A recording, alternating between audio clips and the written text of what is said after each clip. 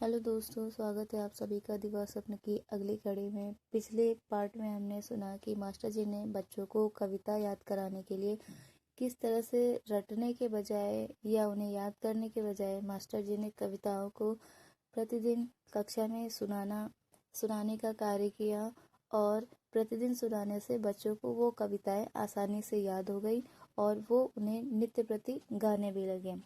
अब आगे क्या हुआ, मास्टर जी ने आगे क्या किया, जानने के लिए सुनते हैं आगे।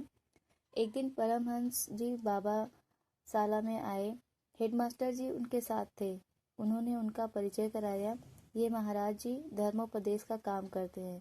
प्रत्येक राज्य की शाला में इनको उपदेश देने की सुविधा मिली है। आज ये हमारे बड़े साहब का पत्र लेकर शाला में उपदेश देने आए हैं। मैंने महाराज जी को आदर पूर्वक नमस्कार किया, कुर्सी में बिठाया और बोला, अच्छा महाराज जी, आप अपना काम शुरू कीजिए। लड़के तो साधु महाराज के मुंडे हुए सर और मुंह की तरफ देखते थे।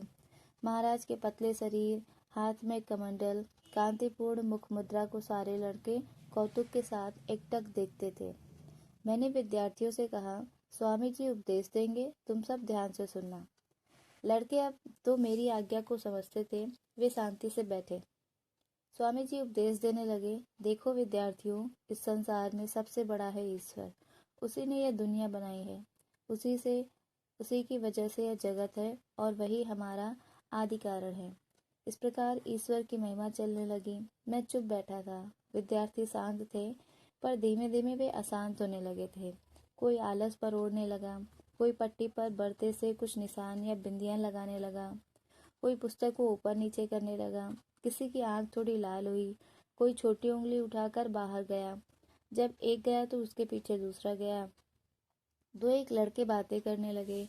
तभी मैंने चुप रहने का इशारा किया और वे चुप हो गए। मैंने महाराज जी से विनती की, कोई सरल बात कहे तो ये बच्चे समझ सकेंगे।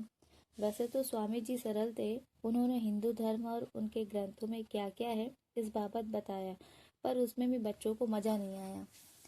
मैं अपने मन में विचार कर रहा था, क्या इस तरह होता है धर्मोपदेश?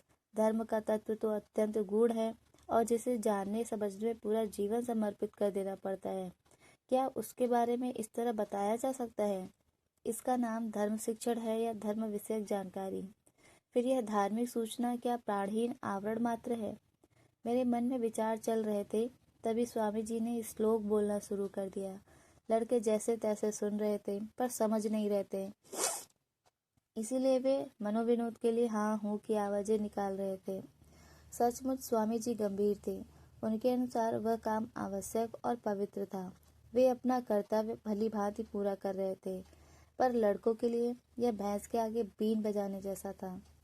स्वामी जी श्लोकों का अर्थ बताने लगे। लड़कों को वह सुनना पड़ा। स्वामी जी ने वह अर्थ श्याम पट पर लिखा और लड़कों से अपनी कॉपी में उतारने को कहा। तब स्वामी जी बोले, यह श्लोक रोज सुबह उठकर बोला करो, रात को सोते समय बोला करो। इससे दिमाग बढ़ेगा, बल बढ़ेगा, तेज बढ़ेगा। मेरी कक्षा के 10-10, 12-12 वर्ष के लड़के, उनको क्या पड़ी थी धर्म और श्लोक की, पर उन्होंने श्लोक लिखे और अर्थ भी लिखे। मेरा चिंतन आगे बढ़ रहा था। यह धार्मिक शिक्षण क्या और कहीं देने की जगह नहीं बची, जो अब शाला में आने लगे। पहले तो देव मंदिर में प्रवचन होते थे और घरों में माता पिता के अनुसार आचरण करते थे। इस तरह घर के आचार व्यवहार लड़कों के लिए धार्मिक शिक्षा का काम करते थे। पर लोगों को अब धार्मिक प्रवचन सुनने की फुर्सत नहीं रही, या फिर बड़े बुजुर्ग सुन सुनकर थाप गए, या कोई और वजह है कि धर्म शिक्षा अब शाला में आने लगी। पर मेरा विचार प्रवाह अधूरा रहा और घंटा बज गया। बाकी बचे लड़के स्वामी जी को नमस्कार करके चले गए। शेष हम दोनों रहे, स्वामी जी और मैं। मैं बोला, स्वामी जी, आज मेरे यहाँ भिक्षा ग्रहण कीजिए। खाना खाते खाते हम धार्मिक शिक्षण के प्रश्न पर आए। महाराज जी बोले, देखो भाई, आजकल धर्म जैसी वस्तु का लोप होता जा रहा है, अतः पहले से ही धार्मिक शिक्षण में के संस्कार डाले जाने चाहिए। मैंने कहा, पर महाराज जी, ये कोमल मस्तिष्क ईश्वर, आत्मा जैसे कठिन विषयों को कैसे समझेंगे? क्या आपने नहीं देखा कि लड़कों को आपके भाषण में आनंद नहीं आ रहा था? वे तो सिर्फ सभ्यता की खातिर ही बैठे थे। महाराज जी बोले, हाँ, ये सच है, लड़कों को खेलना कूदना अच्छा लगता है। यदि कहानी कहें तो वह भी अच्छी लगती है, लेकिन यदि वस्तु पसंद हो या नहीं, पर उनको कही जानी चाहिए और उन्हें कंठस्थ करानी चाहिए। पर स्वामी जी, धर्म कंठ में नहीं रहता, धर्म तो जागृत ही है, और वह अंतस्थल में जागे तभी उपयोगी है। यह तो तभी जागता है जब इसकी भूख लगती है। इसका भी अपना एक समय होता है। स्वामी जी, क्या आपको ऐसा नहीं लगता कि यह असमय लादने के समान है? स्वामी जी सोच में पड़ गए। मैं आगे बोला, धर्म की बात सत्य है। वह जीवन नौका है। मनुष्य का जीवन लक्ष्य संसार सागर को तैरकर पार करना है। पर क्या ऐसा नहीं है कि यह बहुत मुश्किल काम है? सामान्य बुद्धि से बाहर की बात है। इसके लिए तो कितनी ही पूर्व तैयारी की जरूरत पड़ती है।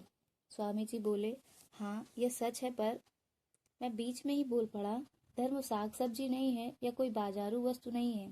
पुस्तक में जो छपता है वह धर्म नहीं है। क्या आपको ऐसा नहीं लगता कि ऐसे महत्वपूर्ण विषय को अधिक से अधिक गूढ़ और गुप्त रखना चाहिए और बहुत परिश्रम के बाद ही यह प्राप्त होना चाहिए? स्वामी जी, हाँ, इसलिए तो हमारे पूर्वजों को गुरु आश्रम में रहना पड़ता था और धर्म को समझने के लिए शरीर को कष्ट देना पड़ता था। मैं बोला, पर आज तो यह घर घर और साला साला में उपदेश करके धर्म की कमाई करने निकल पड़े हैं। स्वामी जी, पर यह तो कलयुग है, आज गुरु के पास आता कौन है? मैं बोला, तो पड़ा रहने दीजिए, धर्म को बेचने या भेंट में देने से धर्म समझ में नहीं आता। स्वामी जी, तो क्या करें?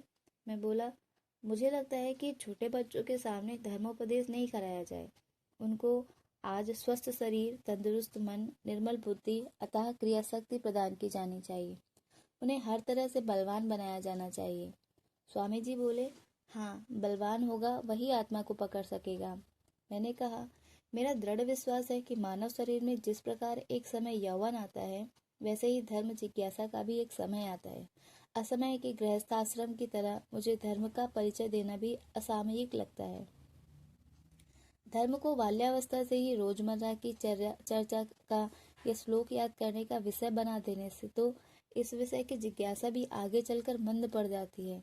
ठीक है, धार्मिक क्रियाओं का भी अपना महत्व है, पर इसकी वजह से लोग 60 वर्ष की उम्र तक कर्मकांडों में रुचि लेने वाले और धर्मधारियों के बताए धर्म का मात्र पालन करने वाले बने रहते हैं।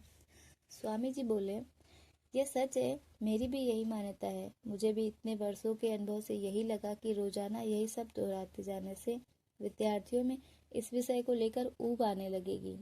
मुझे अब समझ में आने लगा है कि हमें किसी अन्य विधि से धार्मिक शिक्षा देनी चाहिए। मैंने कहा, क्षमा करें महाराज जी, मैं तो कहता हूँ कि धर्म को हम जीने का प्रयत्न करें, माता पिता प्रयत्न करें, अध्यापक गण प्रयत्न करें। पाठ्य पुस्तकों में धार्मिक पुरुषों व प्रसंगों की बातें आती हैं, वैसे ही पुराण एवं उपनिषद की कथाएं भी समय आने पर दी जा सकती हैं। जैसे इतिहास पुरुषों की कहानियां कही जाती हैं, वैसे ही धर्मात्माओं की भी कहें। इतनों को संस्कार कहें तो संस्कार, और इतनी पूर्व तैयारी कहो तो पूर्व तैयारी पर्याप्त है। से सारे कर्मकांड और श्लोकों को याद कराना या गवाना और धर्म शिक्षण, धर्मों और धार्मिक पुस्तकों की स्मृति, इन सबको धार्मिक शिक्षण के नाम पर छोड़ दे तो स्वामी जी, तब आप मुझे क्या काम करने को देंगे? मैं बोला, शिक्षण का। आप भी मेरी तरह शिक्षा देने बैठे। स्वामी जी बोले, पर स्वामी होकर शिक्षक का काम करूं? मैंने कहा, शिक्षा देने का काम ही है आपका। यदि आप शिक्षा देने का काम संभाल लें तो अच्छे शिक्षकों की कमी दूर हो जाए और शिक्षण का सही काम होने लगेगा। स्वामी जी ने हंसते हंसते हाथ धोए। तब से स्वामी जी और मैं प्रगाढ़ परिचय में आ गए। विनय शिक्षण धारा के विचारों का अध्ययन कर रहे हैं और मैं उनसे धर्म ग्रंथों का अध्ययन कर रहा हूँ। इस तरह से जो मास्टर जी थे, उन्होंने स्वामी जी को शिक्षण में आने के लिए बोला और ये बोला कि धर्म की बातें अभी बच्चों पर असमय नहीं लादनी चाहिए। इससे ये बातें उनके लिए नीरस होंगी और आगे भी वो इसमें रुचि नहीं लेंगे। तो इस तरह से यहाँ तक हमने जाना कि अभी तक मास्टर जी ने क्या किया, क्या हुआ इस कहानी में। आगे की कहानी को जानने के लिए बने रहिए मेरे यानी अंजलि के साथ। अगर आपको ये ऑडियो पसंद आया तो प्लीज़ ऑडियो को लाइक करिए, चैनल को सब्सक्राइब करिए और ज़्यादा से ज़्यादा इस ऑडियो को शेयर करिए अपने दोस्तों और फैमिली के साथ। Thank you so much.